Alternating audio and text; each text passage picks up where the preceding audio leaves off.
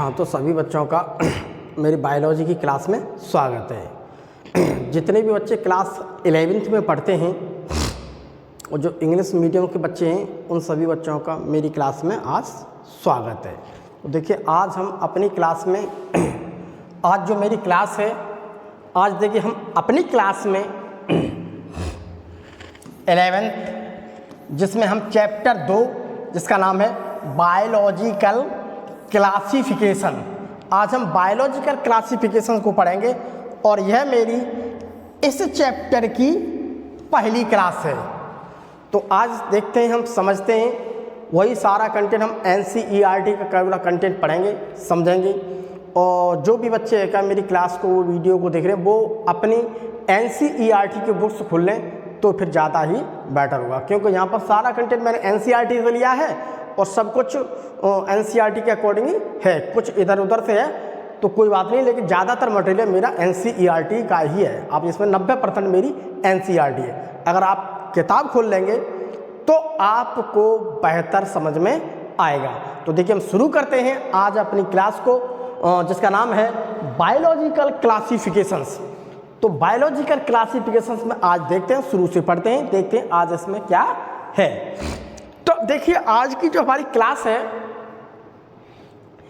इस आज की क्लास में अगर हम बात करते हैं बायोलॉजिकल क्लासिफिकेशंस की, तो आज हम बायोलॉजी क्लासिफिकेशंस में हमें ये पढ़ना है कि हमें आज इसमें ये पढ़ना है कि जो हमारा ये चैप्टर है, इस चैप्टर के अंदर में ये बताया गया है कि कैसे कैसे हमारी जो इसमें जो जीवधारियाँ होते हैं, जो हमारे बहुत सारे ऑर्गेनिज्म हैं, वो सारे ऑर्गेनिज्म हमें प्लांट्स और एनिमल्स जो हमें पृथ्वी पर मिल रहे हैं, उसके अलावा बहुत सारे ऐसे माइक्रो ऑर्गेनिज्म हैं जिसे हम आँख से नहीं देख सकते, वो हमारी पृथ्वी पर थे और कैसे धीमे धीमे हमारी समझ आती रही तो हम उन्हें उसी हिसाब से वर्गीकृत करते रहे। तो थोड़ा हम यहाँ पर देख के समझते हैं। आज मुझे पढ़ना है विद टाइम चेंजिंग, यानी कि हम आज पढ़ेंगे कि समय के साथ कैसे परिवर्तन हुआ इन क्लासिफिकेशन सिस्टम। तो आज हमें यही पढ़ना है कि जो हमारा क्लासिफिकेशन सिस्टम है वो धीमे धीमे समय के साथ कैसे उसमें बदलाव आए, क्योंकि जैसे जैसे समय आता है उसी हिसाब से हमारा दिमाग बढ़ता है। जब दिमाग बढ़ेगा तो हमारी समझ जब विकसित हो जाती है तो हम उसमें कुछ नया सीखते हैं और नई चीज़ों को उसी हिसाब से हम उससे ऐड करते जाते हैं। तो आज हमें अपने लेक्चर में ये पढ़ना है कि कैसे समय के साथ जो हमारा क्लासिफिकेशन है उस क्लासिफिकेशंस में समय के साथ कैसे बदलाव आए। तो आज हम इस चीज़ को शुरू करते हैं। तो देखिए यहाँ पर देखते हैं, सबसे पहले मुझे यहाँ पर यह समझना है कि सबसे पहले हमें यहाँ पर यह समझना है कि जो बायोलॉजिकल क्लासिफिकेशंस है, जो है बायोलॉजिकल क्लासिफिकेशंस, हमें सबसे पहले ये समझना है कि मुझे आखिर में सबसे पहले ये देखिए यहाँ पर शब्द लिखा है बायोलॉजिकल और दूसरा लिखा है क्लासिफिकेशन। हम इनका थोड़ा थोड़ा मतलब समझ लेते हैं। अगर मैं बात करूं इस बायोलॉजिकल, तो बायोलॉजिकल एक शब्द है बायोलॉजी का, ठीक। तो यहां पर मैं बात करता हूं इस बायो की, तो बायो की बात करता हूं तो बायोस का मतलब होता है लाइफ। बायोस का मतलब क्या होता है? बायोस का मतलब होता है लाइफ। अब भैया लाइफ किसके पास होती है? लाइफ उसके पास होगी जो कि एक सजीव होते हैं। सजीव जो होते हैं उनके पास क्या होती है? लाइफ। तो देखिए life possible in living organism, जितने भी सजीव हैं उन सभी सजीवों में लाइफ पाई जाती है। तो हम बायोस का मतलब ये समझ गए कि हम ज़्यादातर हम सभी सजीवों की बात कर रहे हैं, चाहे वो बहुत छोटा हो चाहे वो बहुत बड़ा हो। तो हमें इस सारी लाइफ में हमें यही समझना है बायोलॉजिकल में जितने भी सभी जीवधारी हैं उन जीवधारियों की टू स्टडी, लॉजिकल या लॉजी, ठीक। ये शब्द देखो यहाँ पर लिया मैंने, लॉजिकल या हमसे कहते हैं लॉजी। लॉजी का मतलब होता है टू स्टडी।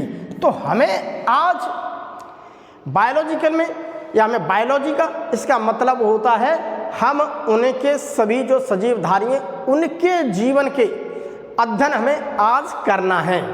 तो अब हम क्लासिफिकेशंस का मतलब समझते हैं। क्लासिफिकेशंस का मतलब होता है कि अलग अलग बांटना। जैसे मान लीजिएगा अगर हम किसी विद्यालय में जाते हैं, किसी स्कूल के अंदर में जाते हैं, तो हम देखिए क्लास 1 अलग, क्लास 2, क्लास 3, क्लास 4, क्लास 5, इस प्रकार क्लास है। तो क्लासों का मतलब क्या होता है? बांटना। हम कैसे बांट सकते हैं? वहाँ बच्चे की उम्र के हिसाब से कि 6 साल का बच्चा है तो क्लास 1 में पढ़ेगा, 7 साल का बच्चा है तो क्लास 2 में पढ़ेगा। उम्र के हिसाब से, उसके दिमाग के हिसाब से देखी जाए तो मैं उम्र के हिसाब से उन्हें ज़्यादातर बांटते हैं। तो जिस प्रकार की उम्र होती है उसी प्रकार के वो बच्चे होते हैं, छोटे छोटे। तो क्लास का मतलब ये होता है एक तरह का उन्हें बांटना। तो क्लासिफिकेशन का मतलब है कि हम जितने भी सजीवधारी हैं हम उन्हें किसी न किसी उनके लक्षण पे आधार पे हम उन्हें अलग अलग बांटेंगे। तो देखिए यहाँ पर लिखते हैं द मेथड ऑफ अरेंजिंग, एक व्यवस्थित करने की एक विधि, ठीक। द ऑर्गेनिज्म, जीवधारियों की, ठीक, जीवों के व्यवस्थित करने की विधि इनटू ए ग्रुप्स, उन्हें इनटू ए ग्रुप्स में इज कॉल्ड क्लासिफिकेशन, वो क्लासिफिकेशन कहलाती है। तो क्लासिफिकेशन हुआ जिसमें किसी भी जीवों के व्यवस्थित करने की विधि कोई हम क्या कहते हैं? क्लासिफिकेशन। थोड़ा हम यहाँ पर ये चीज़ समझ चुके हैं। अब हम थोड़ा हल्का सा आगे बढ़ते हैं। तो देखिए हम यहाँ पर ये चीज़ समझते हैं। अब हम बात कर रहे हैं, we are talking to about earth planet.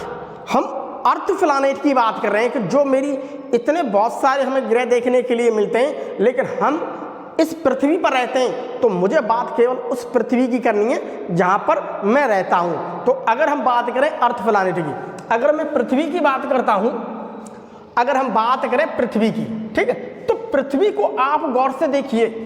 हम ये कह सकते हैं पृथ्वी एक ऐसा ग्रह है जहाँ पर मुझे देखने के लिए क्या मिलते हैं? जहाँ पर मुझे देखने के लिए बहुत सारे जीव मिलते हैं। ये देखिए जीव मिल रहे हैं, ये देखिए जीव मिल रहे हैं, ये जीव मिले बहुत सारे हैं। तो मुझे यहाँ पर देखने के लिए क्या मिलते हैं? बहुत सारे ऑर्गेनिज्म, जीव मिलते हैं, प्लांट्स मिल रहे हैं। ये देखिए, ये देखिए, ये देखिए, ये देखिए। तो पृथ्वी ही एक ऐसा ग्रह है जिस पर सभी सजीव पाए जाते हैं, और सजीव नेक नहीं है, बहुत सारे हैं। तो इसकी वाइड वैरायटी है, यानी wide variety are found in earth planet, हम कह सकते हैं। तो देखिए earth planet is a home of living organism. अगर मैं बात करता हूं एक अर्थ प्लैनेट की, हम बात करते हैं पृथ्वी ग्रह की, अर्थ प्लैनेट की, तो हम ये कह सकते हैं कि भैया पृथ्वी क्या है? पृथ्वी सभी सजीवों का घर है। भाई पृथ्वी पर तो सभी सजीव मिल रहे हैं, वो ऐसे रह रहा है, वो ऐसे रह रहा है, वो ऊपर रह रहा है, वो मगर रह सब पृथ्वी की पे है। तो ये सारी बात पृथ्वी, तो हम ये कह सकते हैं पृथ्वी पर वो सारी गैसें मिल रही हैं जिसकी वजह से वो क्या हैं, यहाँ के जो जीव हैं वो जिंदा हैं। तो आज हम बात इस पृथ्वी की करेंगे। तो भैया पृथ्वी पर बहुत सारे जीव होते हैं, ये पता है हमें क्या है, हमें पृथ्वी पर क्या मिलता है? बहुत सारे जीव मिलते हैं। तो हम जिस प्रकार से अर्थ प्लैनेट की बात करें, अब हम थोड़ा थोड़ा ये समझ लें कि जैसे जैसे मेरी जो पृथ्वी है, उस पृथ्वी का जैसे जैसे उदय हुआ तैसे ही तैसे उस पर क्या हुआ? जीव बनती गई। तो जैसे जैसे मेरी पृथ्वी का उदय हो रहा है, धीमे धीमे डेवलपमेंट हो रहा है, तो उस प्रकार से उसमें धीमे धीमे क्या, उसी के समय के अनुसार और टेम्परेचर के अनुसार क्या हुआ, उस वातावरण के अनुसार थोड़े छोटे, बहुत छोटे छोटे स्मॉल्स क्या बनते गए? जीव। तो जीव धीमे धीमे धीमे धीमे धीमे धीमे धीमे कहाँ पर? एकदम विकसित होते गए। विकसित होते होते होते होते कहीं न कहीं एक ऐसा जीव बन गया जिसका दिमाग थोड़ा विकसित होने लगा। जीव तो बहुत सारे हैं, लेकिन उनमें से ही एक ऐसा जीव है जिसका दिमाग अधिक विकसित है। तो हम बात कर रहे हैं किसकी? मानव जाति की। तो मेरी मानव जाति जो है पृथ्वी पर क्या है? एक ऐसा जीव है जिसके बारे में अगर हम बात करें तो उसका दिमाग कहीं न कहीं नहीं बल्कि बहुत ज़्यादा और जीवों से अधिक है। तो धीमे धीमे उसका दिमाग क्या हुआ? धीमे धीमे उसका दिमाग क्या हुआ? विकसित हो जाएगा। उसे थोड़ी थोड़ी समझ आने लगी, और जीवों की अपेक्षा क्या है? उसे समझ आने लगी। तो देखिए जैसे जैसे हमारी पृथ्वी पर इंसानों में, जैसे जैसे हमारी पृथ्वी पर इंसानों में क्या हुआ? जैसे जैसे इंसानों की पॉपुलेशन बढ़ने लगी इंसानों की, इंसान का दिमाग तेज था तो उसकी कैपेसिटी बढ़ने लगी। जैसे जैसे इंसान की दिमाग बढ़ने लगा उसमें उसकी कैपेसिटी, तो उसे कुछ सोच होने लगी। वो ये जानने लगा कि थोड़ा ठीक है, अपने तन ढकने के लिए वो किसी न किसी प्रकार से किसी कई पत्तियों का या कभी किसी का वो इस्तेमाल करने लगा। तो हम यहाँ पर कहते हैं अब क्या है, मानव जाति की धीमे धीमे क्या होने लगी, मेरी पृथ्वी पर शुरुआत होने लगी। तो वो अच्छा बुरा खाना सोचना सब कुछ समझने लगा। तो धीमे धीमे जब उसकी हुआ तो यहाँ पर कहते हैं ग्रेजुअल डेवलपिंग सिविलाइजेशन, धीमे धीमे क्या है, वो थोड़ी थोड़ी सभ्यता की तरफ बढ़ने लगा।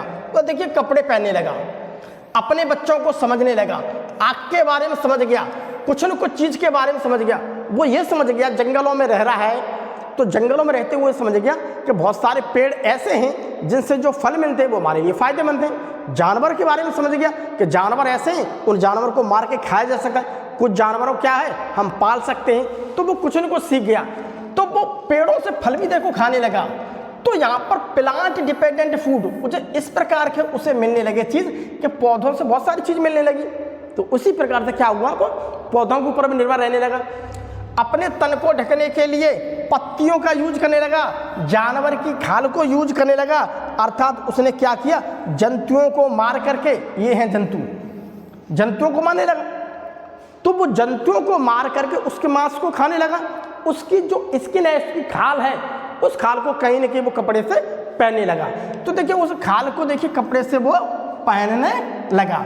तो उससे को ये भी समझ में आने लगी कि बहुत सारे ऐसे जानवर हैं, इन जानवरों को हम मार सकते हैं, खा सकते हैं, इसकी खाल को हम यूज कर सकते हैं। बहुत सारे पेड़ ऐसे मिलने लगे जंगल में, जिन पेड़ों से वो ये समझने लगे कि इस पेड़ की तो क्या हुआ, फल अच्छे हैं भाई, इसे खाएंगे हमें ताकत मिलती है। वो सारी चीज़ों को समझने लगा। तो हम यहाँ पर ये कह सकते हैं कहीं ना कहीं कि उसके दिमाग में थोड़ा थोड़ा सा क्या हुआ, विकसित होने लगा, उसके दिमाग में थोड़ी थोड़ी समझ आने लगी। तो उसके दिमाग में क्या आने लगी, थोड़ी थोड़ी समझ आने लगी। जब उसके दिमाग में थोड़ी थोड़ी समझ आने लगी तो आप ये समझ लीजिए वो रहने के लिए अपने छोटे छोटे झोपड़ों को बनाने लगा। ये देखिए लकड़ी का इस्तेमाल करने लगा, विभिन्न प्रकार की लकड़ी है। तो ये है देखिए कोई हाउस उसके रहने का, तो यहाँ पर क्या लकड़ी का इस्तेमाल करने लगा। वो लकड़ियों को लेकर के वो समझने लगा कि मैं यहाँ पर रहूँगा तो महफूज रहूँगा। तो इस प्रकार के वो मकानों को बनाने लगा अपने रहने के लिए, यहाँ पर कुछ महफूज रहने लगा। तो वो थोड़ा थोड़ा समझ गया कि बहुत सारे पेड़ ऐसे हैं, बहुत सारे पेड़ ऐसे हैं, इन पेड़ों से मुझे वो लकड़ी मिलती है, इस लकड़ी को मैं आराम से इस प्रकार से मकान अपना रहने का स्थान बना सकता हूँ, मैं इस स्थान में रह सकता हूँ। अपने आप को कहीं ना कहीं मुझे अधिक तेज गर्मी पड़ रही है तो गर्मी से मुझे राहत मिलेगी, बहुत तेज सर्दी पड़ रही है तो मुझे सर्दी से राहत मिलेगी। तो वो इस प्रकार से बनाने लगा। वो समझने लगा कि भाई कुछ पेड़ तो ऐसे मिल रहे हैं, उन पेड़ों की लकड़ी बहुत अच्छी है, वो लकड़ी हम काम में ले सकते हैं। तो उन्होंने उस लकड़ी को काम में लिया।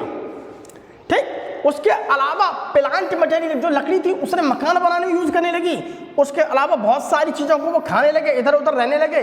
अब वो कहीं पर भी उसे इस प्रकार के पेड़ मिल रहे हैं, अगर उस पेड़ के ऊपर फल मिल रहे हैं, पेड़ है ये देखिए पेड़ है, पेड़ के ऊपर फल लगे हुए हैं, तो वो आप देखिए वो फल को है, जो फल है उस फल को क्या किया उसने, उस फल को तोड़ कर क्या किया उसने खाया। वो समझ गया ये तो पेड़ बहुत अच्छा है, इस पेड़ का फल, इस पेड़ का जो फल है, फ्रूट्स है, उसे मैं खाऊंगा तो क्या होगा, मेरी भूख बैठेगी, अर्थात मुझे ताकत मिलेगी। वो समझ गया।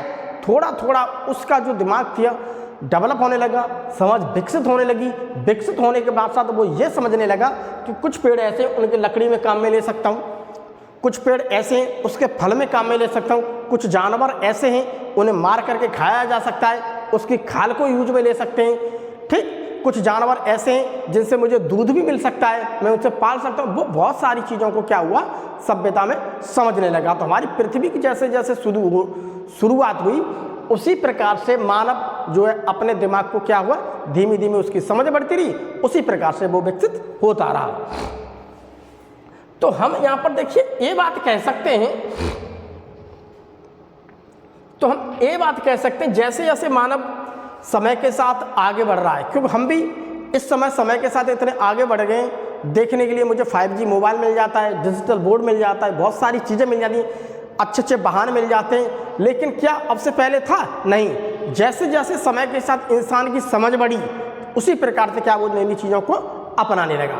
तो हम बात पुराने समय की कर रहे हैं, तो देखिए since the dawn of civilization, अगर मैं सभ्यता के उदय की बात करता हूँ, जब मेरा सभ्यता धीमे धीमे इंसान जो जंगलों में रहता था उसकी समझ विकसित होने लगी, वो भाईचारे को समझने लगा, कुछ लोगों को समझने लगा कि भाई ये तो अपने ही बिरादरी के लोग हैं, अच्छे हैं, इनके मेल मिलाप रहो, तो सभ्यता का धीमे धीमे अब ये कहने उसे कहता हूँ मैं सभ्यता, सभ्य मतलब सभ्य तरीका से रहने लगा, लोगों के साथ घुल मिलने लगा, सब आपस में मिलकर काम करने लगे, सब आपस में मिलकर एक दूसरे के साथ रहने लगे। तो यहाँ पर हम ये कह सकते हैं कहीं न कहीं अब यहाँ पर क्या है, सभ्यता का उदय होने लगा।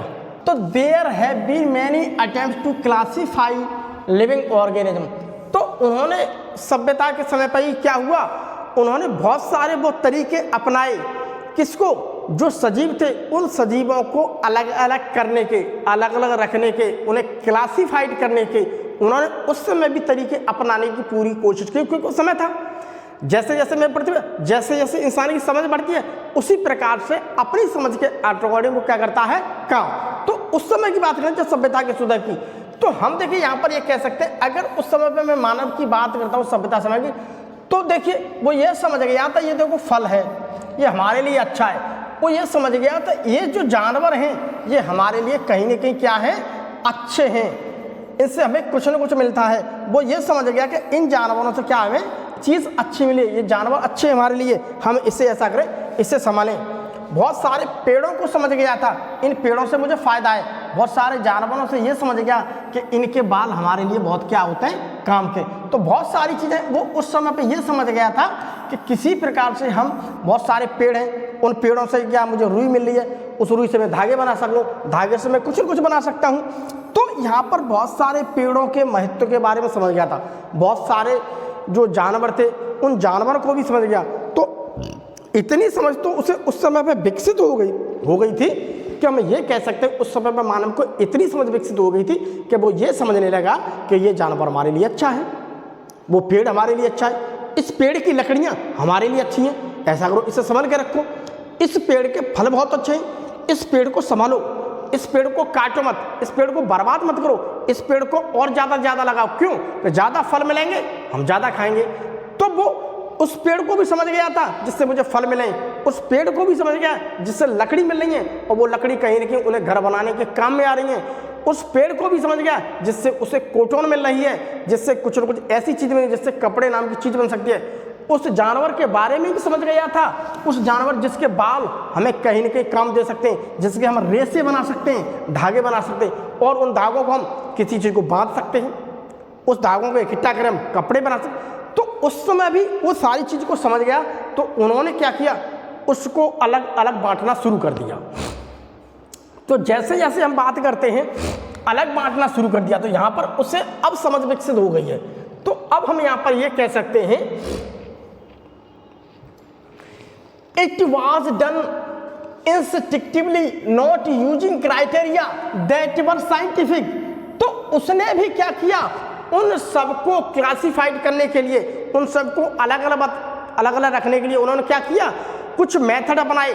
लेकिन मेथड उनके कैसे थे, वो साइंटिफिक नहीं थे, क्योंकि उस वक्त जैसे जैसे इंसान है, इंसान को इतनी समझ तो नहीं है, तो वो समझ गया ये चीज़ मेरे प्रयोग में अच्छी है, इस पेड़ का मैंने फल खाया है, मुझे अच्छा लगा। कोई साइंटिफिक मेथड नहीं था उस समय पे, न साइंटिफिक का कोई उदय था, सिर्फ सभ्यता का उदय हो रहा था। सभ्यता के उदय से इतना समझ गया कि इस चीज़ को हम अलग कर सकते हैं, इस चीज़ को मैं यहाँ रख सकता हूँ, इस चीज़ को मुझे बचाना है, इस जानवर मुझे मार देगा तो इस जानवर को हम खाएंगे, कैसे भी खाएं, इससे मुझे बच के रहना है। तो सब चीज़ों को क्या किया, वो अलग अलग करने लगा, वो समझने लगा ऐसा कीजिए, इसे यहाँ रखिए, इसे यहाँ रखिए, इसे यहाँ रखिए, इन्हें अलग अलग बांटिए। तो बांटना समझ गया था। But born out of need to use organism for our own use. तो उस समय पे जो भी उसकी ज़रूरत थी, उस ज़रूरत के हिसाब से हम अगर ये देखते हैं तो जो भी कोई ऑर्गेनिज्म थे तो ऑर्गेनिज्म की जो आवश्यकता थी नॉट फॉर यूज, तो उसने उस वक्त जो क्लासिफिकेशन किया था, पहले जो क्लासिफिकेशन था वो किसी प्रकार से साइंटिफिक बेस पे आधारित नहीं था, बल्कि उसके खुद यूज पर आधारित था। उसके ही तो है फॉर ऑन आवर यूज, उसके खुद के यूज पर, खुद की आवश्यकता के ऊपर आधारित था। उसने समझ गया ये चीज मेरे लिए अच्छी है, उसी प्रकार की खुद की आवश्यकता के ऊपर क्या था वो यूज। तो अर्थात हम ये कह सकते हैं नीड टू यूज ऑर्गेनिज्म, तो आवश्यकता जिस प्रकार से उसे जिस चीज की आवश्यकता है उसी के आधार पर उसने क्लासिफिकेशन कर दिया। तो यहाँ पर ये कह सकते हैं, इस जगह पर ये कह सकते हैं कि उसका जो क्लासिफिकेशन था वो साइंटिफिक बेस नहीं था, बल्कि खुद ही उसने प्रयोग किया, खुद ही चीज को समझा, समझ के ऊपर क्या था वो उस समय जो रहता उसी की समझ के अकॉर्डिंग उसने उसको क्लासीफाइड कर दिया। तो यहाँ पर उसने किसी चीज को जब क्लासीफाइड किया है तो वो समझ गया, तो ऐसा करता हूँ मैं फूड को अलग कर देता हूँ, ऐसी चीज को अलग कर देता हूँ जिससे मेरी क्या है खाना मुझे मिल सकता है। तो उसने उस फल, बहुत सारे पेड़ों को अलग कर दिया जिससे उसे फल मिल रहे हैं, सब्जी मिले, उसने अलग कर दिया।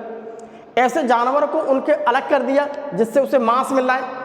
ऐसे जानवरों को उन्होंने अलग किया, जो खाने वाले हैं उन्हें खाने वाली कैटेगरी में डाल दिया कि भाई ये चीज़ खाने की है, इसे अलग रखिए।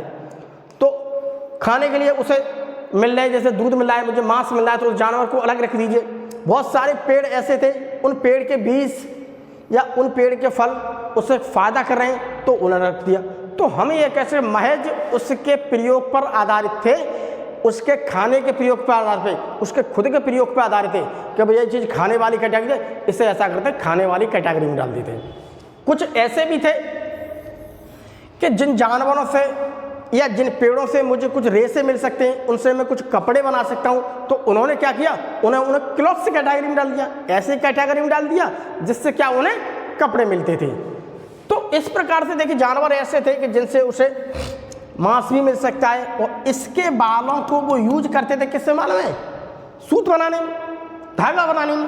तो इस धागों से वो यूज करते थे, बहुत सारे पेड़ थे, उन पेड़ों से उसे कॉटन में लिए, तो उन्होंने इसे क्लॉथ्स की कैटेगरी में डाल दिया, रजाई बना सकते हैं। तो वो समझ गया इससे ऐसा करें, इनसे मुझे कपड़े मिल रहे हैं, मेरे तन को ढकने के लिए कपड़े मिल रहे हैं, तो इन्हें ऐसा करते हैं इस कपड़े की कैटेगरी में डाल देते हैं। कुछ ऐसे थे जिससे मुझे शेल्टर कह सकते हैं, इससे मुझे कुछ ऐसी चीज़ मिल सकती है, मुझे पनाह मिल सकती है, मैं अर्थात उनके साथ में कहीं ना कहीं रह सकता हूँ एक लिविंग में। तो बहुत सारे ऐसे पेड़ थे, जैसे ये पेड़ है, इन पेड़ों की लकड़ियों को उन्होंने देखा कि कुछ पेड़ तो हमें ऐसे मिल रहे हैं जिसकी लकड़ी बहुत मजबूत है, जिसकी लकड़ी पे हम क्या करते हैं मकान बना सकते हैं आसानी से।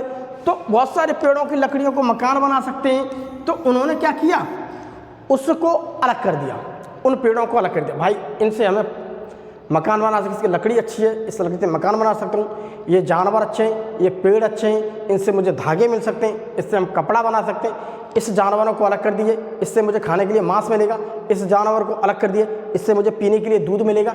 तो महज इस प्रकार से हम यहाँ पर ये समझे हैं, एनसीईआरटी की लाइन यहाँ समझें कि यहाँ पर जो पहले सभ्यता के समय पर जो क्लासिफिकेशन किया गया था, सभ्यता के समय पर जो एक क्लासिफिकेशन दिया था, तो वो क्लासिफिकेशन की अगर हम बात करते हैं तो उस क्लासिफिकेशन को देखते हैं, वो कोई साइंटिफिक बेस नहीं था, महज उसका ही उनके प्रयोग पर आधारित था। तो यहाँ पर देख लीजिए, first classification not based scientific based normally on use. तो पहला जो क्लासिफिकेशन था, first classification not based scientific base, वो कोई साइंटिफिक बेस पर नहीं था, महज उनके सामान्य प्रयोग पर ही आधारित था। तो अब हम आगे और समझते हैं। उसके बाद धीमे धीमे जैसे जैसे हम आगे बढ़े, तो आगे बढ़ने के बाद जैसे जैसे क्या हुआ, अरिस्टोटल की, उस प्रकार से धीमे धीमे क्या एक आए अरिस्टोटल। तो जब वो अरिस्टोटल आए तो अरिस्टोटल ने क्या किया, तो Aristotle was the earliest to attempt a more scientific basis for classification. तो जो हमारे अरिस्टोटल थे, तो उन अरिस्टोटल ने सबसे पहले क्या किया, उन्होंने सबसे पहले की बात को, सबसे पहले उन्होंने क्या किया था कि एक साइंटिफिक बेसिस के आधार पर उन्होंने वर्गीकरण दिया। सबसे पहले उन्होंने साइंटिफिक, उन्होंने कुछ जैसे जैसे मैं बढ़ता गया तैसे अरिस्टोटल ने क्या किया, थोड़ा थोड़ा अपना क्या निकाला, उन्होंने अपना दिमाग लगाया, थोड़ा थोड़ा उन्होंने दिमाग, अब वो थोड़ा क्या करे, वो प्रयोग नहीं, वो थोड़ा कुछ साइंटिफिक मेथड उसमें सोचने लगे। वो ये सोचने लगे कि ऐसा है, इसको हम थोड़ा समझते हैं, ऑब्जर्व करते हैं। तो उन्होंने बहुत सारी प्रकृति के अंदर रह करके सारे प्लांट्सों को उन्होंने समझा, अच्छी तरह स्टडीफाई किया। तो उन्होंने जीव जंतुओं को भी देखा, जीव जंतुओं के बारे में उन्होंने समझा। तो अब यहाँ पर वो हम ये कह सकते हैं कि सबसे पहले जो अरिस्टोटल थे, अब उन्होंने अपने दिमाग को एक साइंटिफिक तरीका से लगाना स्टार्ट कर दिया। सबसे पहले क्या किया उन्होंने, अपने दिमाग को एक साइंटिफिक मेथड लगाया। तो हमारा यहाँ पर अब लग गया है भैया साइंटिफिक मेथड। अब यहाँ पर लग गया हमारा साइंटिफिक मेथड। अब यहाँ पर लग गया हमारा साइंटिफिक मेथड। तो देखिए, तो इन्होंने क्या किया, he used simple morphological characters to classify. तो इन्होंने प्लांट्स को क्लासिफिकेशन करने के लिए, तो प्लांट्स को क्लासिफिकेशन करने के लिए सबसे पहले क्या किया इन्होंने, प्लांट्स के जो है मोर्फोलॉजिकल कैरेक्टर्स को देखा। मोर्फोलॉजी कैरेक्टर होता है उसके आउटर कैरेक्टर, जिसे हम देख सकते हैं, आउटर कैरेक्टर जिसे आसानी से हम पहचान सकते हैं। तो इन्होंने पहले प्लांट्स के मोर्फोलॉजी कैरेक्टर्स को देखा। इन्होंने प्लांट्स के क्या देखे, अब मोर्फोलॉजी कैरेक्टर्स को प्लांट देखा। कुछ प्लांट्स तो ऐसे बहुत छोटे हैं, कुछ प्लांट्स क्या हैं, बहुत छोटे हैं। कुछ प्लांट्स इस प्रकार के हैं जो क्या हैं, बहुत छोटे। जो प्लांट्स बहुत छोटे हैं उन्हें क्या किया उन्होंने, हर्ब्स से। कुछ बड़े प्लांट्स थे उन्होंने उन्हें श्रब्स की कैटेगरी में डाला, उनके आकार को देखा, उनके बाहर से देखा, देखो जो छोटा है उसे हर्ब्स में डाल दो, जो उससे बड़ा है, ऐसा है बड़ा जो आराम से 1.5 मीटर 2 मीटर तक बड़ा हो सकता है। तो उन्होंने क्या किया, इतना अगर कुछ बड़ा है 1.5 मीटर तक खूब बड़ा है तो आराम से उन्होंने उस श्रब्स की कैटेगरी में डाल दिया। और कुछ प्लांट्स ऐसे थे जो बहुत बड़े थे, बहुत लंबे थे, तो उन्होंने इसे ट्रीज की कैटेगरी में डाल दिया है। उन्होंने किस में डाल दिया, ट्रीज की कैटेगरी में। तो यहाँ पर हम ये कह सकते हैं, सबसे पहले अगर बात करते हैं अरिस्टोटल की, तो अरिस्टोटल ने सबसे पहले क्लासिफिकेशन को एक साइंटिफिक मेथड से सबसे पहले उन्होंने क्या किया, सोच समझ के और साइंटिफिक मेथड से उन्होंने उसको दिया। तो यहाँ प्लांट्स को उसी प्रकार को उन्होंने देखे, प्लांट्स को उन्होंने श्रब उसमें बांटा। फिर एनिमल्स को भी उन्होंने क्या किया, 2 कैटेगरी। तो एनिमल्स के उन्होंने क्या बनाए, 2 ग्रुप्स बनाए। तो एक ऐसा ग्रुप बनाया जिसके पास रेड ब्लड था, दूसरा ऐसा बनाया जिसके पास रेड। देखिए यहाँ पर देखिए, समझते हैं। तो अब यहाँ पर देखिए एनिमल्स को देखिए उन्होंने 2 कैटेगरी में रखा। सबसे पहले यहाँ देखिए उन्होंने क्या किया, एनिमल्स को, जो ऑर्गेनिज्म थे, एनिमल्स जो एनिमल्स कैटेगरी में आते थे उनके भी उन्होंने कुछ देखा और उनको क्या किया, 2 ग्रुप्स में रखा। तो प्लांट्स को तो उन्होंने हर्ब्स, श्रब्स और ट्रीज में रख दिया। एनिमल्स को 2 में रखा, लेकिन उनके रखने का एक क्राइटेरिया था, वो था आरबीसी, रेड ब्लड सेल। तो इन्होंने प्लांट्स को भी इन्होंने एनिमल्स को 2 ग्रुप्स में रखा, जिसमें था आरबीसी मतलब रेड ब्लड सेल्स को इन्होंने अपना आधार माना। इस रेड ब्लड सेल्स को जब इन्होंने अपना आधार माना, तो कुछ जानवर ऐसे थे, कुछ जीव ऐसे थे, कुछ जीव इस प्रकार के थे कि उनमें रेड ब्लड क्या था, प्रेजेंट था। यहाँ पर रेड ब्लड इस प्रकार के, देखिए जीव, देखिए ये जीव इस प्रकार के जीव थे कि इनके अंदर अगर मैं ब्लड को देखता हूँ तो मुझे ब्लड रेड मिलता है। अर्थात हम ये कह सकते हैं कुछ जीव ऐसे थे जिनका जो ब्लड है उसका रंग कैसा था, लाल। तो उन्होंने उसे अलग कैटेगरी में रख दिया। तो अलग कैटेगरी में रख दिया, इसलिए उन्होंने इन्हें क्या किया, इनाइमा। कुछ इस प्रकार के थे जिनके ब्लड में आरबीसी था ही नहीं। यहाँ पर आरबीसी क्या था, प्रेजेंट था, और यहाँ पर क्या था, एब्सेंट। तो जिनके अंदर आरबीसी एब्सेंट था उन्होंने क्या किया, एनाइमा। तो इस प्रकार के कुछ ऐसे जीव थे जिनके अंदर क्या, मुझे आरबीसी मिल ही नहीं रहा। यहाँ पर आरबीसी क्या है, हमें मिल ही नहीं रहा, एब्सेंट है। तो यहाँ पर देखिए इन्हें अलग कैटेगरी में रख दिया और इसे अलग कैटेगरी में रख दिया। उन्होंने अलग अलग कैटेगरी के साथ में उसे अलग रख दिया। तो इस प्रकार से देखिए, सबसे पहले हम यहाँ पर ये बात कह सकते हैं कि जो मेरा क्लासिफिकेशन था, तो हम यहाँ पर देखिए पहला, देखिए यहाँ पर देखो, लिखिए first scientific classification proposed by Aristotle. तो अरिस्टोटल की हम यहाँ पर ये बात कह सकते हैं कि अरिस्टोटल ऐसे साइंटिस्ट थे जिन्होंने सबसे पहले क्लासिफिकेशन दिया एक साइंटिफिक मेथड से। तो इन्होंने क्या दिया, फर्स्ट साइंटिफिक मेथड से क्लासिफिकेशन दिया। हमारी जो पाए जाने वाले जितने प्रकार के ऑर्गेनिज्म थे, उन ऑर्गेनिज्म में हम देखते हैं बहुत प्लांट्स मिल रहे हैं, हमें ऑर्गेनिज्म मिल रहे हैं, तो प्लांट्स में एनिमल्स मिल रहे हैं, तो हम प्लांट्स में ये कहते प्लांट्स को उन्होंने मॉर्फोलॉजी, प्लांट्स की उन्होंने क्या देखी, प्लांट्स के बाहरी कैरेक्टर्स को देखा। प्लांट्स का क्या देखा उन्होंने, बाहरी कैरेक्टर्स। और एनिमल्स के लिए क्या किया उन्होंने, आरबीसी को आधार माना। तो इस प्रकार से इन्होंने सबसे पहले अपना क्लासिफिकेशन बनाया और उस क्लासिफिकेशन को इन्होंने पेश किया। तो अब हम आगे जाते हैं, फिर हम जैसे ही आगे जाते हैं तैसे कुछ समय बाद एक लीनियस का समय आ जाता है।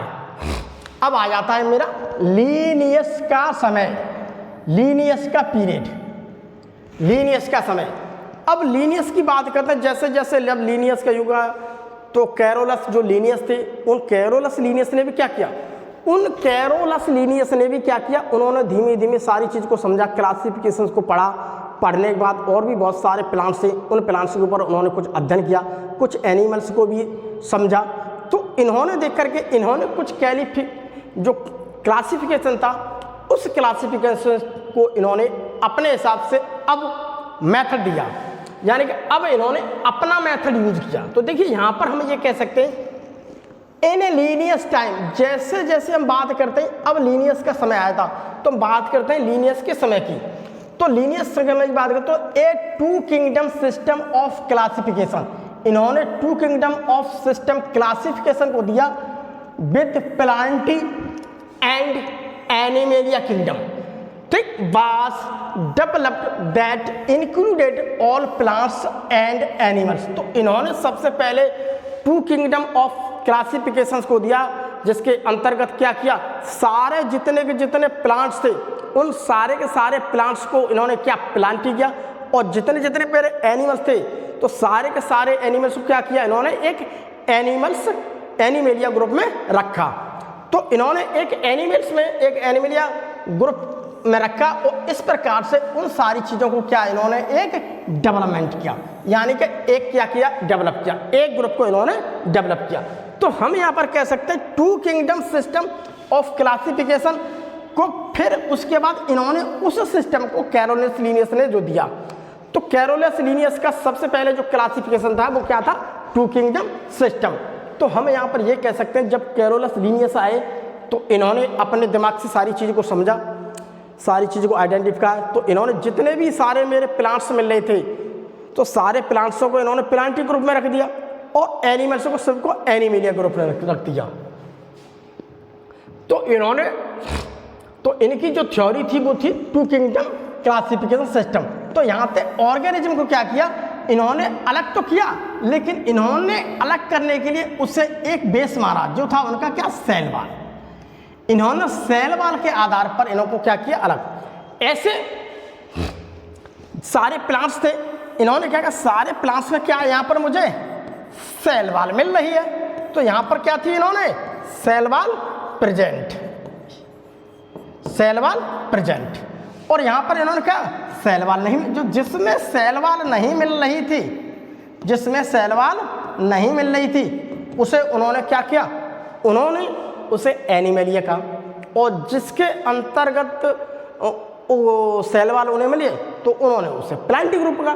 तो यहाँ पर इन्होंने दो ग्रुप बनाए, एक तो बनाया मेरा प्लांटी ग्रुप और दूसरा बनाया मेरा एनिमेलिया ग्रुप। तो यहाँ पर उन्होंने क्या किया, एनिमेलिया ग्रुप। तो यहाँ पर दो ग्रुप बनाए, इसलिए हम इसे कहते हैं टू किंगडम क्लासिफिकेशन सिस्टम। तो प्लांटी की अगर हम बात करते हैं, प्लांटी ग्रुप की, ये है मेरे पास प्लांटी ग्रुप। अगर मैं बात करता हूँ प्लांटी ग्रुप की और एनिमेलिया ग्रुप की, तो प्लांटी ग्रुप के अंदर देखिए यानी algae, bryophytes, टेडोफाइट्स, gymnosperm, angiosperm, fungi, bacteria, archaebacteria और भी बहुत सारी चीज़ों को क्या किया इन्होंने यहाँ पर इसमें डाल दिया। जबकि एनिमेलिया ग्रुप में जितने भी मेरे एनिमल से रिलेटेड थे वो सारे के सारे इन्होंने एनिमेलिया ग्रुप में रख दिए। ये इस प्रकार की इनकी थ्योरी थी और टू किंगडम क्लासिफिकेशन की सिस्टम जो कि इन्होंने दी। अब ये सिस्टम क्या है, काफ़ी दिनों से चले आ रहे थे, लेकिन सबसे पहली बात सोचने की ये है कि इसके बहुत सारी कमियां भी थी। इनने अपना टू किंगडम क्लासिफिकेशन तो दे दिया, इन्होंने टू किंगडम क्लासिफिकेशन तो दे दिया, लेकिन इनके टू किंगडम क्लासिफिकेशन की बहुत सारी कमियां जब बाद में काफ़ी दिनों से चली आने के बाद फिर और भी लोग आए, तो साइंटिस्ट और भी लोग आए, तो उन्होंने अपना दिमाग लगाया, तो दिमाग लगा के इनके अच्छी तरह से जो क्लासिफिकेशन को उसको अच्छी तरह से इन्होंने क्या किया, स्टडी किया, अध्ययन किया। तो उस सारे क्लासिफिकेशन का इन्होंने अध्ययन करने के बाद है जब और साइंटिस्ट आए तो उन्होंने साइंटिस्टों को देखा, तो उन्होंने कहा कि इनके क्लासिफिकेशन में तो बहुत सारी अभी कमियां हैं। तो वो कमियां कौन कौन सी हैं वो हमें यहाँ पर देखते हैं। तो इनकी सारी बहुत सारी क्या थी कमियां, demerits of two kingdom classification.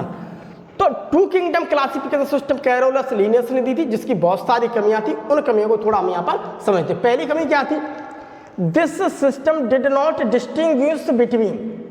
तो ये वाली जो टू किंगडम क्लासिफिकेशन सिस्टम जो दिया था कैरोलस लीनियस ने, तो ये विभेद नहीं कर पाया यूकेरियोट्स और प्रोकैरियोट्स, क्योंकि इन्होंने बहुत सारे जीवों को क्या था एक ही कैटेगरी में डाल दिया। अब इन्होंने यूकेरियोट्स और प्रोकैरियोट्स दोनों को एक साथ रख दिया, ये कमी थी। लेकिन क्या है, यूकेरियोट्स को अलग रखना चाहिए और प्रोकैरियोट्स को अलग रखना चाहिए, लेकिन ये दोनों के बीच क्या है डिफरेंस नहीं कर सके और इन्होंने एक ही साथ में रखा, ये कमियां थी। तो ये है देखिए मेरे पास प्रोकैरियोट्स, ये भी सूक्ष्म है, और ये है देखिए यूकेरियोट्स। तो इनकी अच्छी तरीक़ा से प्रॉपर स्टडी नहीं कर पाई और इन्होंने इन दोनों को क्या किया, एक दूसरे के साथ रख दिया। इन्होंने क्या किया, एक दूसरे के साथ रख दिया, इसे इसके साथ रख दिया और इसे उसके साथ रख दिया, ऐसे करके। तो ये इन दोनों के बीच में विभेद नहीं कर पाए, ठीक है। यूकेरियोट्स और प्रोकैरियोट्स के बीच में ये देखो भेज रहे, ये सारे मुझे यूकेरियोट्स हैं, ये सारे प्रोकैरियोट्स हैं। तो इन्होंने वहां पर रख दिया, एक साथ में रख दिया, इन्होंने सबको क्या किया एक साथ में रख दिया। तो यहां पर क्या थी इनकी एक सबसे बड़ी कमी थी। अगली कमी थी इनकी, देखिए नॉट डिस्टिंग्विश बिटवीन। उसके अलावा देखिए और भी थी, यूनिसेल्यूलर और मल्टीसेल्यूलर। अगली कमी जो थी टू किंगडम क्लासिफिकेशन ये सिस्टम की कमी थी कि बहुत सारे जीव ऐसे थे जो कि यूनिसेल्यूलर हैं और बहुत सारे जीव ऐसे थे जो मल्टी सेल्यूलर। इन्होंने क्या किया, दोनों को अलग अलग नहीं कर सके, दोनों को एक साथ रख दिया। भाई यूनिसेल्यूलर है उसे अब अलग ग्रुप में रखिए, और मल्टी सेल्यूलर है उसे अलग ग्रुप में रखिए। तो ये यहाँ पर इन दोनों में अंतर नहीं करें। बहुत सारी चीज़ ऐसी हैं जो कि देखिए ये यूनिसेल्यूलर में लें, ये यूनिसेल्यूलर में, उसके अलावा ये क्या है, ये मल्टी सेल्यूलर है, ये क्या है मल्टी सेल्यूलर, ये क्या है मल्टी सेल्यूलर, ये क्या है मल्टी सेल्यूलर। तो इन्होंने जो यूनिसेल्यूलर और मल्टी सेल्यूलर इन दोनों में डिफरेंस नहीं कर पाए, अर्थात ये यूनिसेल्यूलर और मल्टी सेल्यूलर को एक ही जगह रख गए, एक ही जगह रखे जीवों को। भाई यूनिसेल्यूलर इन्होंने तो जीव को अलग कर दिया, एनिमेलियम अलग है। अब ये कोष की बहु ये तो नहीं बता पाया, इन्होंने एक्स कर दिया। तो बहुत सारी इनकी देखो ये दो कमियां इनकी आई, इन्होंने उन चीज़ों को एक साथ रखा। उसके अलावा देखिए, उसके अलावा अगले दिन नॉट डिस्टिंग्विश, उसके अलावा और भी ये विभेद नहीं कर पाए, उसके अलावा और नहीं कर पाए किसमें, ये फोटोसिंथेटिक कुछ ऐसे थे जो अपने आप खाना बना सकते हैं, ग्रीन एल्गी, और कुछ ऐसे नॉन फोटोसिंथेटिक जैसे कि फंजाई। तो फंजाई की अगर हम बात करते हैं, फंजाई ऐसे होते हैं, वो क्या होते हैं, वो अपने आप खाना नहीं बना सकते हैं, तो हम उसे ऑटोट्रॉफ तो नहीं कह सकते। लेकिन कुछ ऐसे होते हैं जैसे मान लीजिए ग्रीन एल्गी है, वो अपने आप खाना बना सकते हैं। तो जो अपने आप खाना बना सकते हैं उसे हम कहते हैं क्या, फोटोसिंथेटिक, और जो अपने आप खाना नहीं बना सकते उसे हम क्या कहते हैं, नॉन फोटोसिंथेटिक। तो यहाँ पर देख सकती है फंजाई, देखता हूँ ये है मेरे पास फंजाई, ये है मेरे पास क्या, नॉन फोटोसिंथेटिक, नॉन फोटोसिंथेटिक, ये है मेरे पास क्या, नॉन फोटोसिंथेटिक, अर्थात ये खाना अपने आप नहीं बना सकते। और ये क्या है मेरे पास, फोटोसिंथेटिक, ये क्या है, फोटोसिंथेटिक। तो इन्होंने क्या किया, जो खाना बना सकते हैं और जो खाना नहीं बना सकते सबको इन्होंने एक ही ग्रुप में जोड़ दिया। तो ये फोटोसिंथेटिक और नॉन फोटोसिंथेटिक दोनों में विभेद नहीं कर पाए, ये इनकी क्या थी, अगली कमी थी। तो इस प्रकार की इनकी कमियों को, बहुत सारी कमियों को क्या साइंटिस्ट लोगों ने देखा, समझा कि इसमें तो वास्तव में सुधार होनी चाहिए, अर्थात ये चीज़ सही नहीं है। तो इस प्रकार की इनकी कमियां होती गई। तो हम यहां पर ये कह सकते हैं, देखिए क्लासिफिकेशन ऑफ ऑर्गेनिज्म, तो जो जीवधारी थे उन जीवधारियों का जो क्लासिफिकेशन था उस classification into plants and animals, तो जो क्लासिफिकेशन इन्होंने दिया था प्लांट्स और एनिमल्स का, बाज इजीली डन, इससे हम आसानी से पढ़ तो सकते थे, आसानी से था, बहुत आसानी से हम समझ सकते, लेकिन सारे जीवों की बात करते हैं तो जीवों की बहुत सारी जो संख्या थी did not fall into either category, तो हमारी पृथ्वी पर बहुत सारे जो जीव मिलते, उन जीवों को अगर देखा जाए तो इन्होंने उनको कैटेगराइज अलग अलग नहीं किया, बहुत, क्योंकि जीव बहुत सारे मिले, इन्होंने तो प्लांट्स बना दिया एक, दूसरा एक एनिमलिया ग्रुप बना दिया, बस 2 ही कैटेगरी बना दी। लेकिन क्या है, वो समझ तो सकते हैं, इजी तो थी, आसान तो थी, लेकिन क्या हुआ उसमें प्रॉपर तरीका से उन्हें अलग अलग कैटेगराइज नहीं किया गया था। Hence, अतः हम ये भी कह सकते हैं two kingdom classification used for a long time was found inadequate, हम ये भी कह सकते हैं कि जो लंबे समय से चली आ रही थी, काफ़ी साल बाद लोगों ने जब इसके ऊपर देखा, समझा, लोगों ने इसके ऊपर कुछ स्टडी की, स्टडी करने के बाद लोगों ने फिर कहा कि भाई ये तो कमियां हैं, इसमें तो बहुत सारी कमियां निकली, उन सारी कमियों को देखते हुए तो लंबे समय से हमारी ये चली आ रही, तो क्लासिफिकेशन के लिए हम कह सकते हैं कि जो टू किंगडम क्लासिफिकेशन था जो कैरोलस लीनियस ने दिया था, वो कहीं न कहीं हमें और ज़्यादा जीवों के बारे में समझने में सही सिद्ध नहीं हो रही थी, वो अपर्याप्त हो रही थी, वो ऐसी थी कि सही नहीं है। अर्थात उन्होंने कहा क्या अर्थात जो और साइंटिस्ट आए तो उन्होंने कहा कि भाई ये तो सही नहीं है, बिल्कुल सिद्ध नहीं हो रही है, इसमें बहुत सारी कमियां हैं, इन कमियों को कुछ समझते हैं और अब अपने हिसाब से दूसरा नया क्लासिफिकेशन हम बनाते हैं जीवों के लिए। तो लंबे समय से चली आ रही बहुत सारी बात में आने के बाद इसे फिर बाद में क्लासिफिकेशन सिस्टम को उन्होंने क्या कर दिया, इसे रिजेक्ट कर दिया, तो बाद में क्या कर दिया, इन्हें रिजेक्ट कर दिया गया, तो इसी वजह से इसको क्या कर दिया उन्होंने, रिजेक्ट कर दिया गया। तो टू किंगडम क्लासिफिकेशन को यहाँ पर भैया कर दिया इन्होंने रिजेक्ट। फिर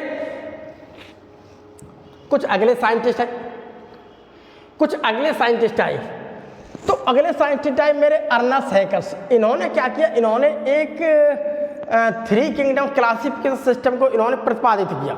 अब इन्होंने नया अपना क्लासिफिकेशन समझा, इन्होंने ये तो कह दिया भाई टू किंगडम क्लासिफिकेशन जो कैरोलस लीनियस का भैया वो सही नहीं है, उसमें तो बहुत सारी कमियां हैं, बहुत सारी कमी, इन्होंने फिर अपना बनाया, भाई देखिए अब मैं 3 किंगडम, तो इन्होंने जो नया बना उसका नाम रखा इन्होंने 3 किंगडम क्लासिफिकेशन। इन्होंने आखिर में देखते हैं चेंज क्या किया, तो जैसे यह है प्लांटी ग्रुप और यह है एनिमेलिया ग्रुप, तो ये प्लांटी ग्रुप और एनिमेलिया ग्रुप तो कैरोलस लीनियस पहले बना चुके थे। अब अर्नस्ट हैकल ने क्या किया, इसमें से कुछ सदस्य निकाले, यहाँ से कुछ सदस्य निकाल के इधर रखे और कुछ सदस्य इन्होंने इसमें से निकाले, तो यहाँ पर निकाल के इन्होंने नया ग्रुप बना दिया जिसका नाम रख दिया प्रोटिस्टा। तो इन्होंने नए ग्रुप को क्रिएटेड करके एक नया ग्रुप बना दिया।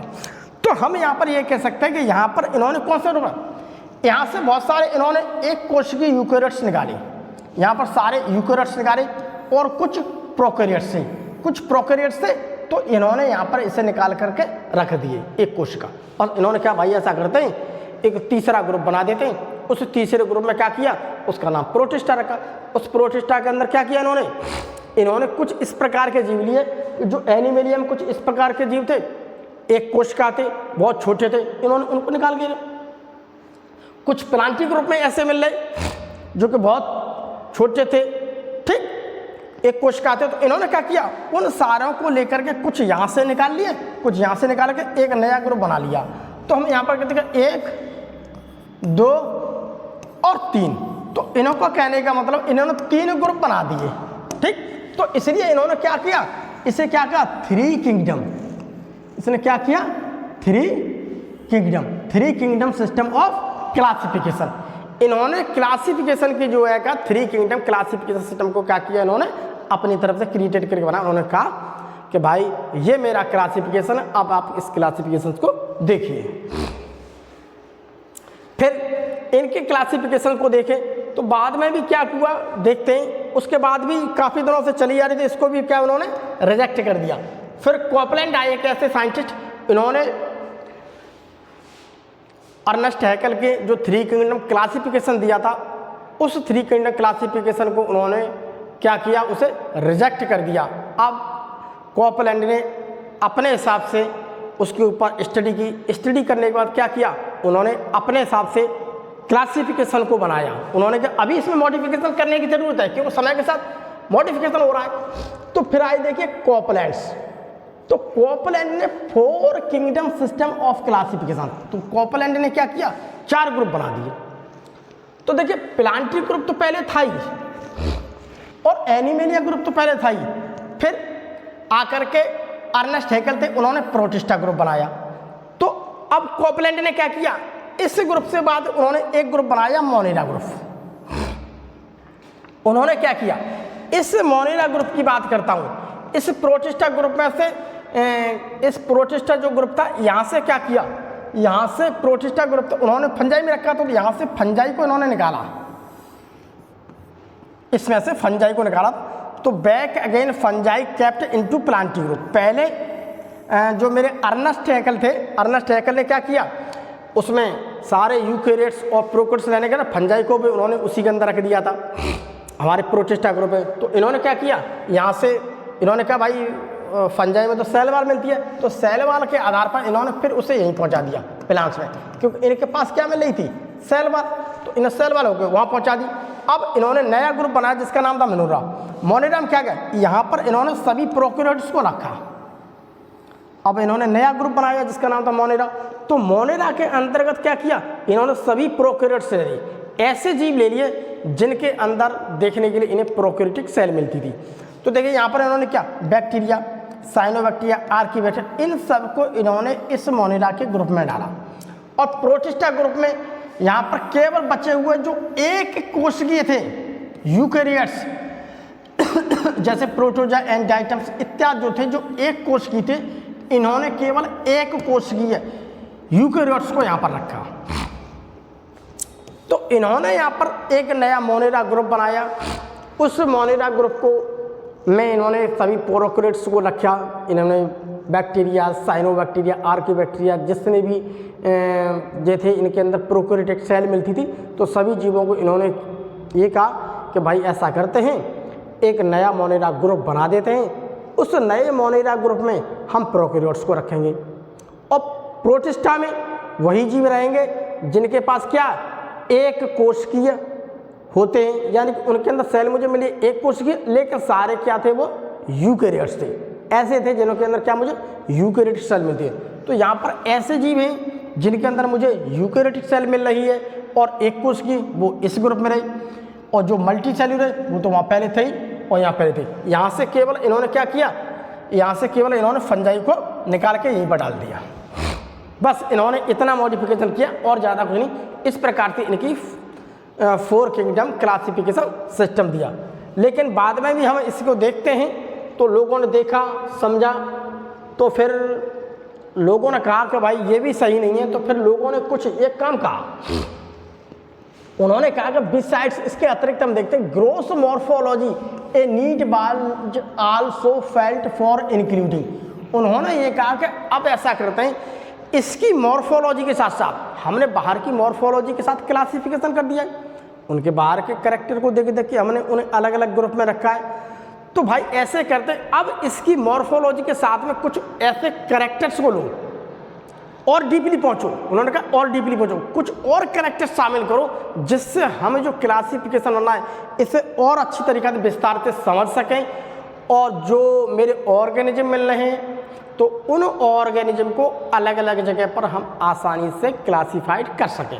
तो इन्हें ऐसा करते हैं, बाहर के मॉर्फोलॉजी कैरेक्टर्स को छोड़ देते हैं, थोड़ा डीप पहुंचते हैं। तो इन्होंने कहा कुछ कैरेक्टर्स को शामिल करो, अदर कैरेक्टर्स लाइक, जैसे कुछ कैरेक्टर्स उन्होंने शामिल किए, जैसे ग्रोथ मॉर्फोलॉजी तो मेरी चली रही थी पहले से।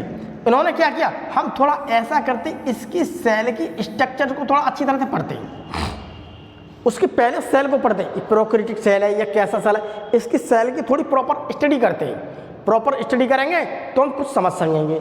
उसके बाद उसकी जो बाल होती है उसकी बाल की स्टडी करेंगे, यानी कि हम ये कह सकते हैं सेल वाल की स्टडी करेंगे। अब हम ऐसा करते हैं, इनके सेल वाले की भी, सेल की पढ़ रही है और सेल वाल की भी स्टडी करेंगे। उसके अलावा हम ये देखेंगे कि इनका न्यूट्रिशन कैसा है, आखिर में इनका पोषण कैसा है, इनका न्यूट्रिशन कैसा है, इनके न्यूट्रिशन को वो देखेंगे और इनके न्यूट्रिशन का अध्ययन करेंगे तो हम और अच्छी तरीक़ा से थोड़ा डीप पहुंच जाएंगे, थोड़ी इनके बारे में जानकारी हमें अधिक हो जाएगी तो हम अच्छी तरह से इन्हें वर्गीकृत कर सकते हैं। उसके अलावा फिर उन्होंने कहा इसकी हैबिटेट को देखते हैं कि आखिर में ये रहने की इनकी कंडीशन कैसी है, क्या ये जलीय रहते हैं, क्या ये एरियल है, तो ये स्थलीय है। तो हर प्रकार की इनकी हैबिटेट को भी उन्होंने कहा कि ऐसा करते हैं, इनकी आवास को भी देखते हैं, हम इसके आवास का भी अध्ययन करेंगे। अगर हम इसके प्रॉपर आवास का अध्ययन करेंगे तो हमें और भी क्या होगा, बेहतर तरीक़ा से इसके बारे में जानकारी मिलेगी और इसे बेहतर तरीक़ा से हम किसी और ग्रुप में आसानी से रख सकते हैं। उसके अलावा मेथड ऑफ रिप्रोडक्शन, उन्होंने ऐसा करते हो सकता है, ऐसा करते हैं इसके इस कैरेक्टर को भी शामिल करो, रिप्रोडक्शन। हमें इस देखते हैं कि आखिर में इनमें रिप्रोडक्शन किस प्रकार से मिल रहा है, इनमें जनन कैसे हो रहा है। इस रिप्रोडक्शन को देखते हुए इसकी और अच्छी तरीके से हमें जानकारी मिलेगी तो अच्छी तरीक़ा से हम इसे कैटेगराइज कर देंगे। उसके अलावा इवोल्यूशनरी रिलेशनशिप, उन्होंने कहा कि ऐसा करते हैं कि हम इसकी इवोल्यूशन हिस्ट्री को देखते हैं, हम इसके फाइलोजेनेटिक हिस्ट्री को देखते हैं, हम इनके एंसेस्टर के बारे में पहुंचते हैं, हम ये देखते हैं कि आखिर में ये आए हैं जीव तो इनके एंसेस्टर कौन थे, इनके जो एंसेस्टर थे उन एंसेस्टर के हिसाब से हम ऐसा करते हैं, इनके अध्ययन को और अच्छी तरीक़ा से करते हैं। तो यहाँ पर मुझे इसकी इवोल्यूशन हिस्ट्री दिख रही है, इसके एक विकासीय क्रम को देख रहे हैं कि आखिर में इसका विकास कैसे हुआ। तो यहाँ पर ये कहा गया, तो देखिए हमने क्लासिफिकेशन बहुत सारे किए समझे, तो यहाँ पर फिर ये कहा गया था अब ऐसे करते हैं कुछ इन कैरेक्टर्सों को थोड़ा अगर हम पढ़ लेंगे, हम इन कैरेक्टर्स को पढ़ लेंगे तो थोड़ी हमें इसके बारे में अच्छी नॉलेज हो जाएगी और हम प्रॉपर तरीक़ा से कहीं न कहीं इनको क्या करेंगे, अलग अलग क्लासीफाई कर सकेंगे। तो उसके बाद देखिए साइंटिस्ट आए जिनका नाम था रॉबर्ट हार्डिंग विटाकर, जिन्हें हम आर.एच. विटाकर भी कहते हैं। तो इस प्रकार के तो वो साइंटिस्ट आए, तो उन साइंटिस्ट ने जब इसके ऊपर देखा समझा तो इनके ऊपर वो क्लासिफिकेशन को समझने लगे, तो अपने हिसाब से वो क्लासिफिकेशन देने को उन्होंने कुछ क्या कहा कि मैं इसकी कुछ डीप स्टडी करता हूँ। तो वो इस क्लासिफिकेशन के जो इन लोगों ने दिए थे कोपलैंड तक दिए गए सारी क्लासिफिकेशन उन्होंने समझा और अध्ययन किया। अब वो थोड़ा डीप जाने लगे, अब इसके बारे में उन्होंने कहा कि अब हम थोड़ा डीप जाएंगे। तो इनके लिए देखिए मेन क्राइटेरिया क्या था इनके क्लासिफिकेशंस का, इनके क्लासिफिकेशंस का देखिए मेन क्राइटेरिया ये था, तो एक तो इन्होंने कहा कि हम इसकी सेल का स्ट्रक्चर करेंगे, एक तो उनकी जो सेल थी उसकी सेल की स्ट्रक्चर्स का क्या इन्होंने किया, अध्ययन किया, इन्होंने उनकी सेल स्ट्रक्चर को समझा। उसके अलावा इन्होंने उसकी बॉडी ऑर्गेनाइजेशन को समझा कि भाई ये एक कोश की है, यूनिसेल्यूलर एक कोश की है या टिश्यू लेवल कैसे का, यानी इसका कैसे कैसे बढ़ रहा है, क्रम कैसे बढ़ा, इसकी बॉडी मल्टी सेल्यूलर है क्या है या एक कोश क्या, इनकी सारी सेल को क्या किया उन्होंने, उनकी बॉडी को समझा कि छोटा है बड़ा है किस प्रकार से इसकी बॉडी कैसी है। उसके बाद इन्होंने मोड ऑफ न्यूट्रिशन, इसके ऊपर देखिए इन्होंने क्राइटेरिया लेके इनके ऊपर इन्होंने स्टडी की कि आखिर में जो जीव है उसका न्यूट्रिशन किस बात कैसा है, क्या वो पैरासाइट है, क्या वो हेटेरोट्रॉप्स है, क्या वो ऑटोट्रॉप्स है। तो इन्होंने थोड़ा उसके न्यूट्रिशन को समझा कि ऑटोट्रॉप्स है तो इसे कैटेगरी में रखिए, हेटेरोट्रॉप्स है तो इसमें रखिए, पैरासाइट्स है तो इसमें रखिए, उसका होलोजोग न्यूट्रिशन है तो इसमें, तो इन्होंने क्या उसके न्यूट्रिशन के बारे में समझा। उसके अलावा इन्होंने रिप्रोडक्शन की कंडीशन समझा, क्या इसके अंदर रिप्रोडक्शन सेक्सुअल कंडीशन मिल रहा है, क्या इसके अंदर रिप्रोडक्शन असेक्सुअल मिल रहा है, क्या वेजिटेटिव हो रहा है, वेजिटेटिव हो रहा है तो किस विधि से हो रहा है। तो उस प्रकार से इन्होंने कहा क्या इन रिप्रोडक्शन को भी उसी हिसाब से कैटेगरी में दिया। उसके अलावा इन्होंने फाइलोजेनेटिक रिलेशनशिप को देखा। इसके अलावा इन्होंने उनकी फाइलोजेनेटिक यानी कि उनकी हिस्ट्री को लेकर के चले, उनकी हिस्ट्री को लेकर चले कि उनके एंसेस्टर किस प्रकार से थे। तो इन्होंने क्या किया, उनको डीपली समझा, इनकी फाइलोजेनेटिक रिलेशनशिप को देखा कि आखिर में इनका कुछ न कुछ किसी के साथ आनुवांशिक संबंध है कि नहीं। तो फाइलोजेनेटिक उनके एंसेस्टर को यहाँ से क्या उन्होंने एंसेस्टर को देखना स्टार्ट किया। ठीक, उनकी जाति वृत्तियाँ देखने के लिए स्टार्ट किया, वो किस प्रकार से उनके एस्टेट थे, किस कैटेगरी थे, जो जाति वृत्तियाँ, बहुत सारी चीज़ों को इन्होंने देखना स्टार्ट किया। तो यहाँ पर बहुत सारी चीज़ों को इन्होंने थोड़ा समझा, समझने के बाद इन्होंने उस चीज़ को एनालाइज किया और उस हिसाब से इन्होंने अपना क्लासिफिकेशन नया बनाया। तो आज हम देखिए इनके क्लासिफिकेशन को थोड़ा हम डाले, यहाँ से उनकी जाति मतलब सारी हिस्ट्री को यहाँ से समझा, उनकी बैकग्राउंड की सारी हिस्ट्री को उन्होंने समझा।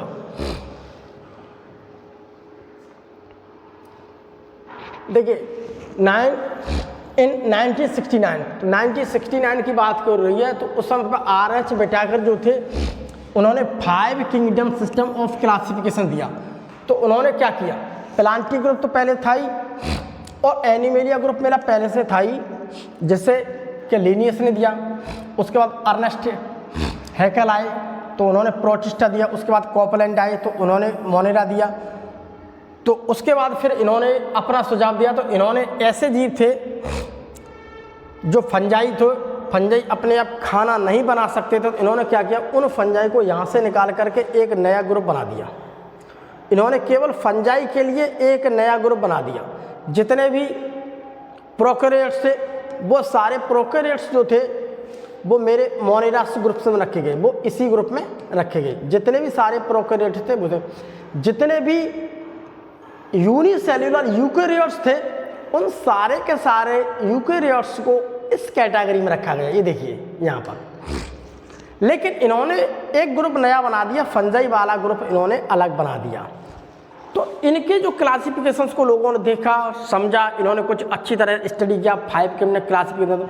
तो यहाँ पर हम ये कह सकते हैं इनके क्लासिफिकेशन को और की अपेक्षा अधिक मान्यता दी गई, इसे वेल एक्सेप्ट माना गया, ये सही है। इन्होंने कुछ डीपली समझा है और डीपली समझ के इन्होंने अपने हिसाब से दिया है, तो उन्होंने कहा इनका क्लासिफिकेशन सही है, इनका क्लासिफिकेशन क्या है, सही। तो थोड़ा हम और तो देखो इस प्रकार से इन्होंने क्लासिफिकेशन दिया था अपना।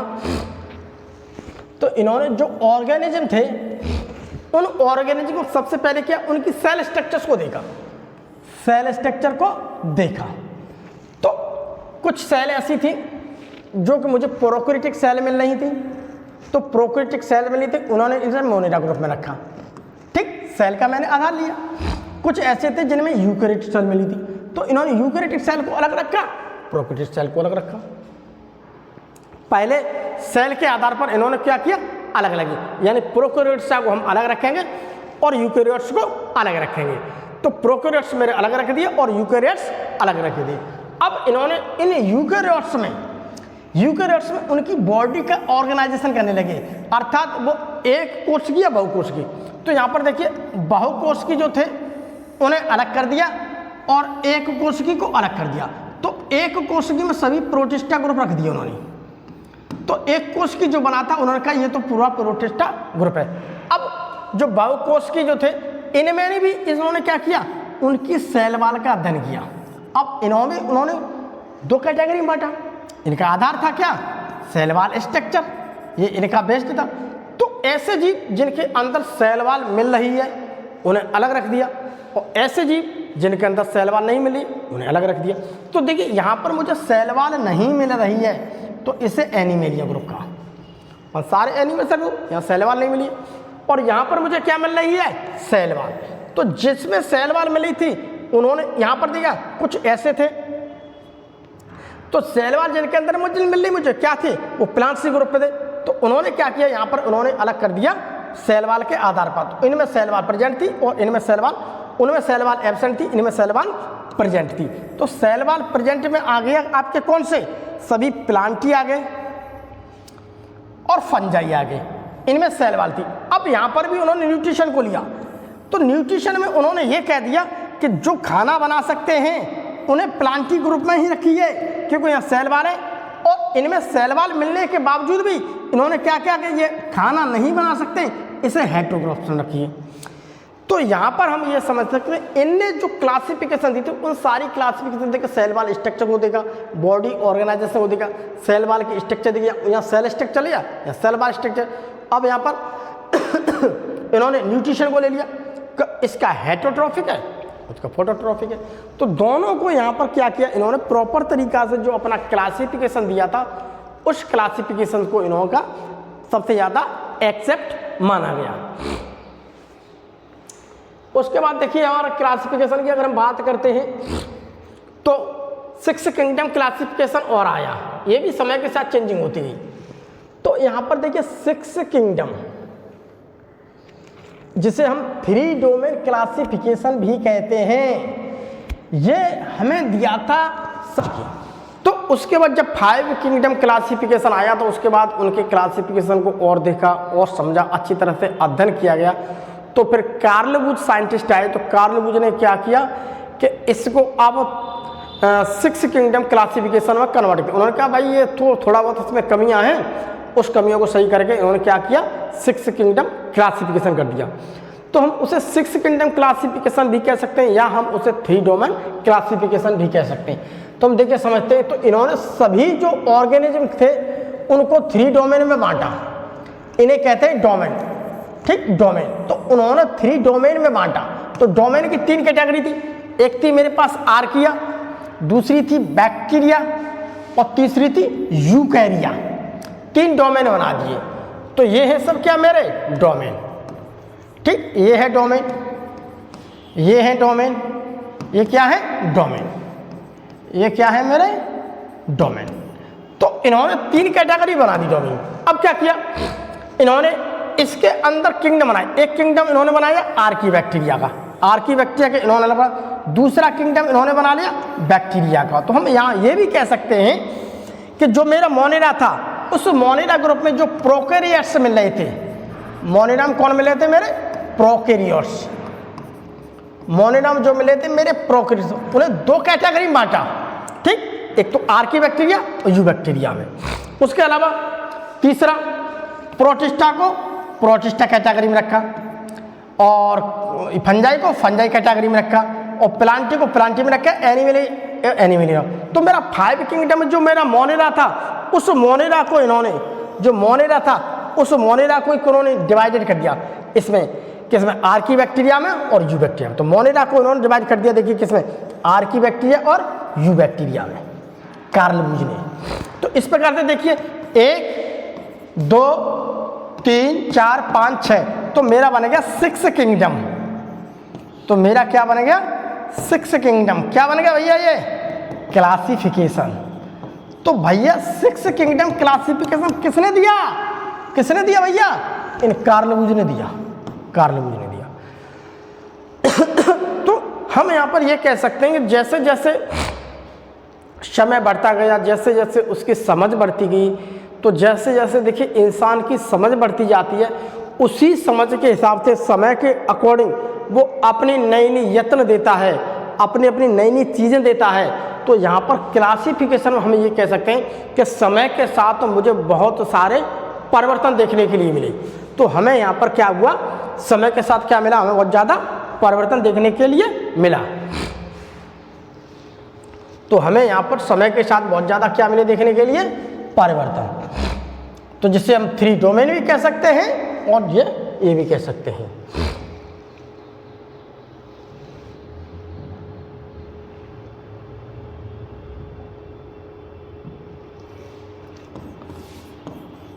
आज के लिए इतना ही, बाकी हम अगले लेक्चर में फिर पढ़ेंगे।